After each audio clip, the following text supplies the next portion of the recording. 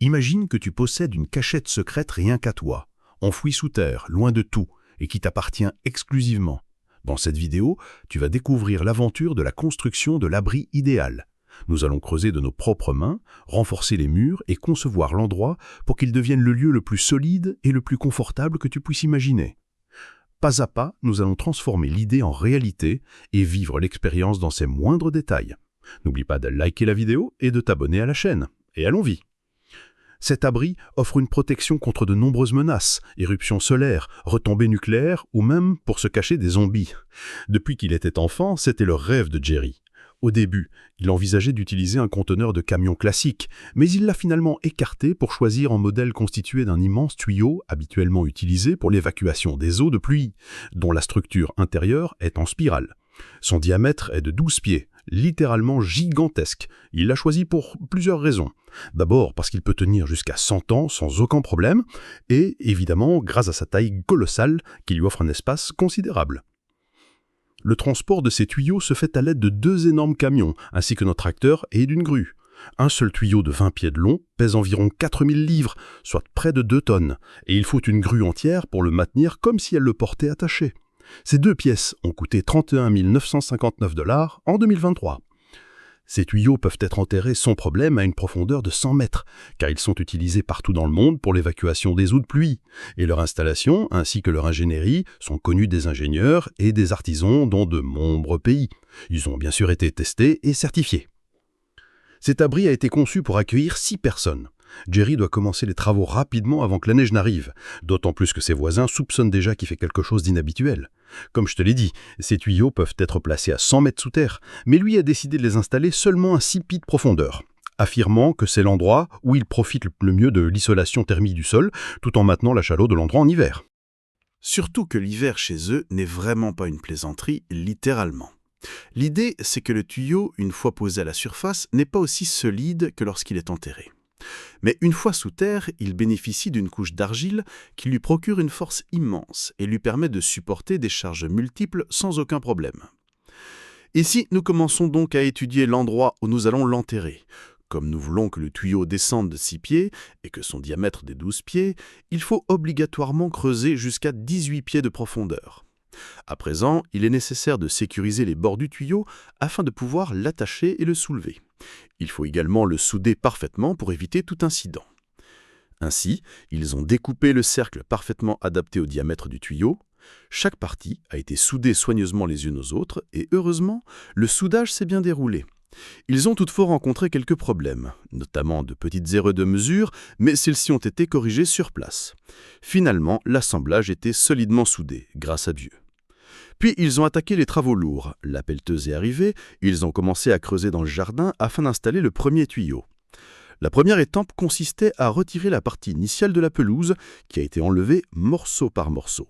2 machines ont été mobilisées, l'une pour creuser et l'autre pour ramasser la terre et la déplacer. Mais cette terre n'a pas été simplement jetée au hasard, elle a été déposée dans un espace appelé zone de déversement, car elle sera réutilisée plus tard.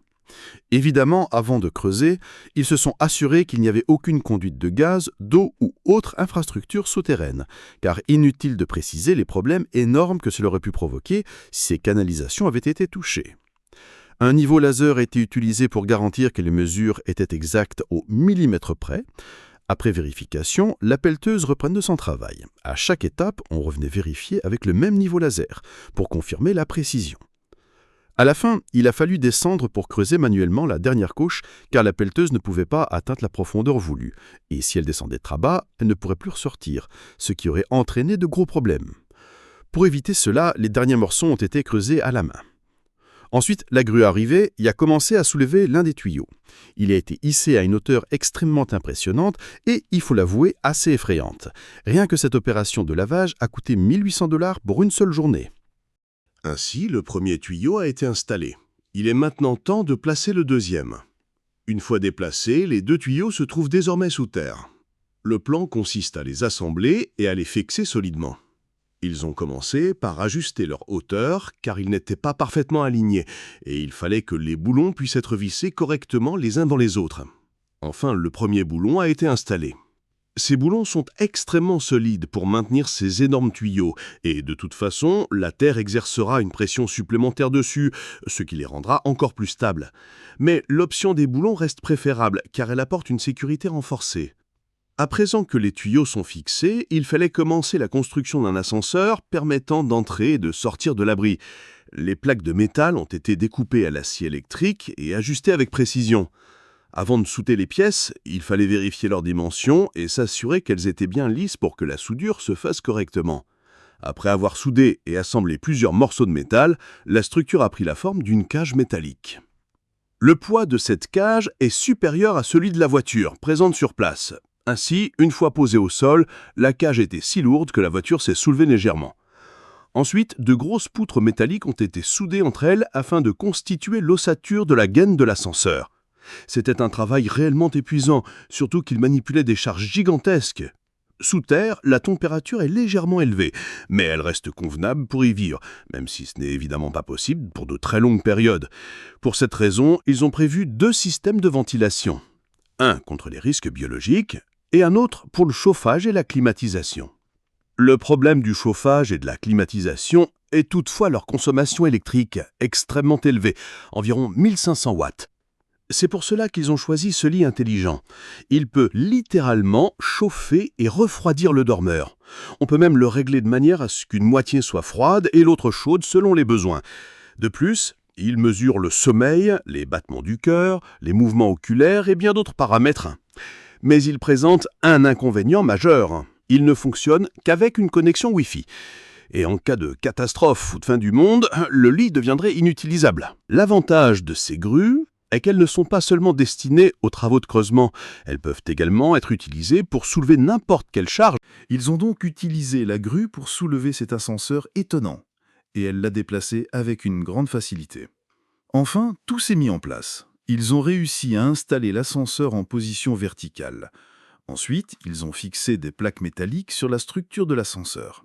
Ces plaques ont coûté 649 $. Cette grue est vraiment impressionnante. Elle est capable de soulever un poids aussi énorme tout en manœuvrant dans des espaces très étroits entre les maisons et les arbres. Elle vaut réellement tout l'argent dépensé pour sa location. Après cela, ils ont descendu l'ascenseur dans l'abri. Pour le stabiliser, ils avaient soudé à sa base des renforts métalliques destinés à s'ancrer vers le sol. Ils ont creusé et placé l'ascenseur dans cet espace afin qu'il se fixe de lui-même sous terre. La structure du tuyau et celle de l'ascenseur ont été reliées entre elles par des boulons extrêmement solides. Ici, tout est en métal et en acier. Rien à voir avec du simple bois. À ce stade, il fallait ajouter une couche protectrice sur les tuyaux afin de les rendre étanches à l'eau, car l'exposition directe à la pluie aurait fini par les endommager. Malheureusement, un incendie s'est déclaré pendant l'opération de soudure et a abîmé certaines parties, mais elles ont pu être réparées. L'accès à l'abri doit être parfaitement sécurisé. Si quelqu'un y entrait et que l'entrée s'effondrait, cela deviendrait un tombeau et non un refuge. Comme il n'y avait qu'un seul puits pour l'ascenseur, ils ont décidé d'en ajouter un deuxième en guise de secours au cas où un problème surviendrait. Après avoir percé une deuxième ouverture dans l'autre partie de l'abri, est venue l'étape du nettoyage et de l'aménagement intérieur du tuyau. Le sol du tuyau devait absolument être nivelé pour permettre aux personnes et au matériel de circuler facilement à l'intérieur. Parfois, les soudures provoquaient des irrégularités à l'intérieur du tuyau.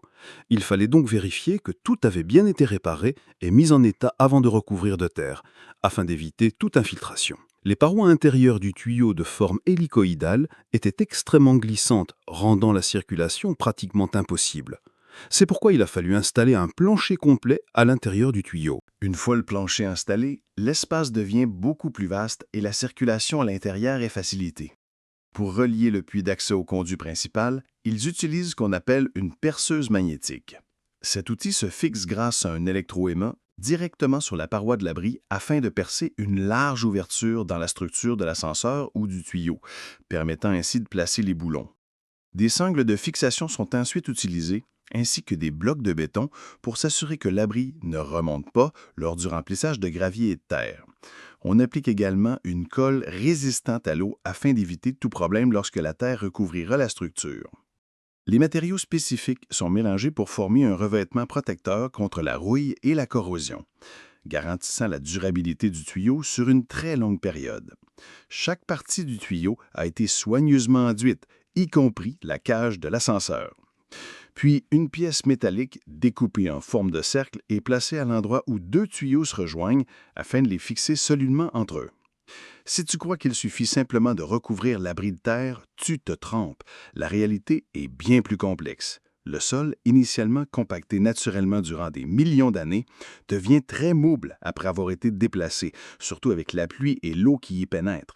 C'est pourquoi un camion spécial appelé « machine à projeter du gravier » est utilisé pour déverser la terre depuis une hauteur de 60 pieds. Le dépôt doit se faire de manière précise, car ce sol mouble ne peut pas être simplement tassé au hasard.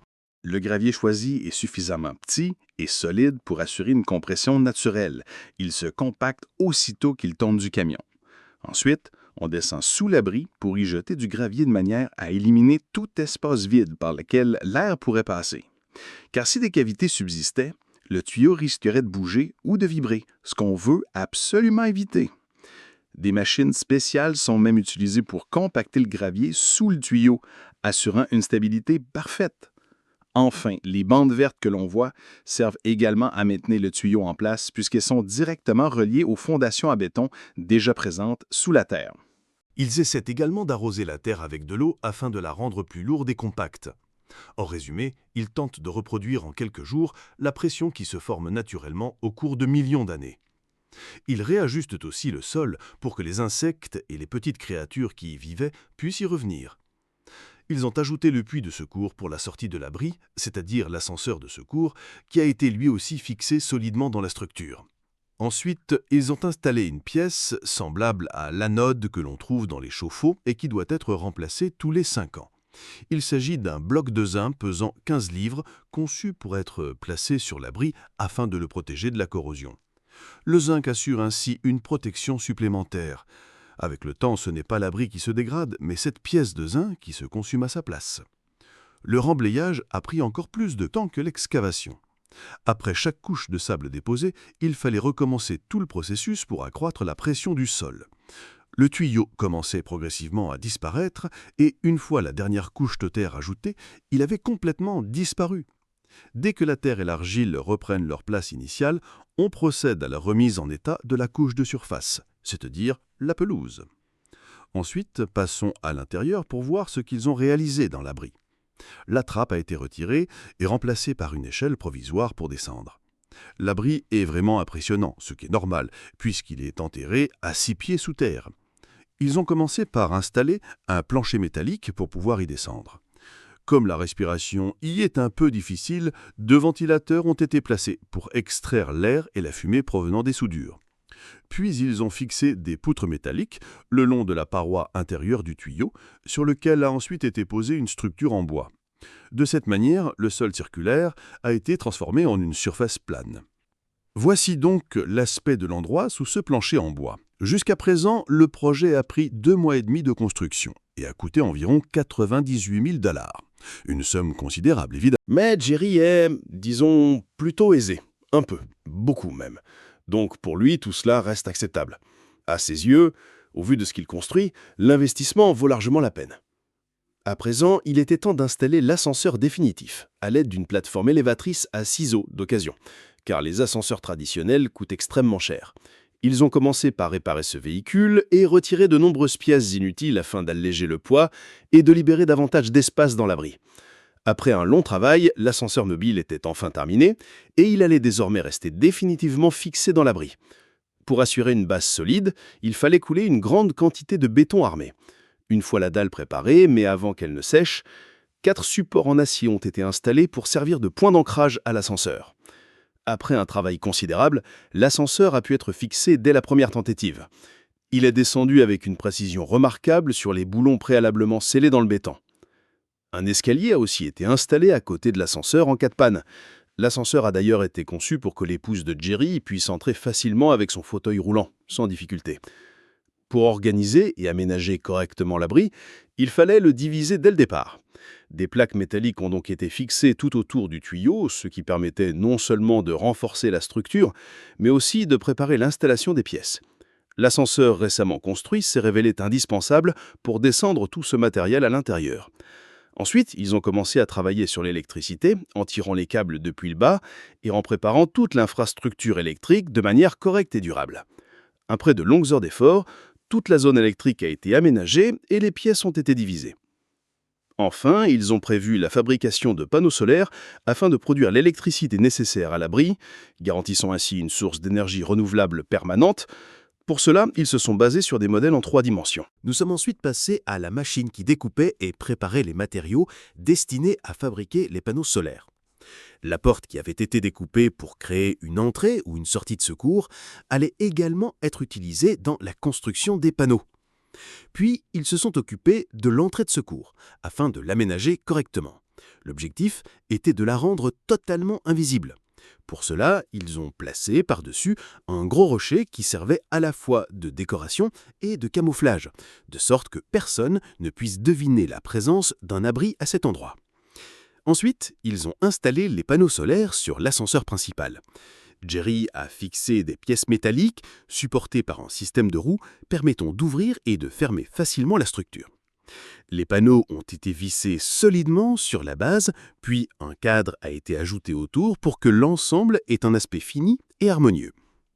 Les câbles ont été raccordés, mais il fallait encore les organiser et surtout les dissimuler pour éviter qu'ils ne soient visibles. Après quelques ajustements, tout a été rangé proprement. Actuellement, le système produit environ 200 watts grâce à 2 panneaux solaires, ce qui suffit amplement pour couvrir tous les besoins énergétiques de l'abri. Ainsi, le projet du bunker était enfin achevé. Jerry a encore réalisé quelques petites améliorations par la suite, mais il n'a malheureusement pas filmé ces étapes. Quoi qu'il en soit, tout est désormais clair. Alors, dis-moi, que penses-tu de ce défi? Et si tu avais un budget illimité, te lancerais-tu dans une aventure semblable? Après tout, ce ne sont que des défis un peu fous, tout à fait réalisables. Voilà, c'était la vidéo du jour. Merci et à bientôt.